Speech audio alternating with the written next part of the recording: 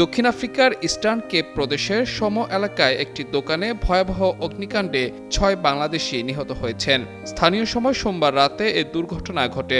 নিহতদের সবার বাড়ি বাংলাদেশের নারায়ণগঞ্জ জেলার ফতুল্লা উপজেলার কুতুবপুর ইউনিয়নের কুরুগেশ্বর এলাকায়।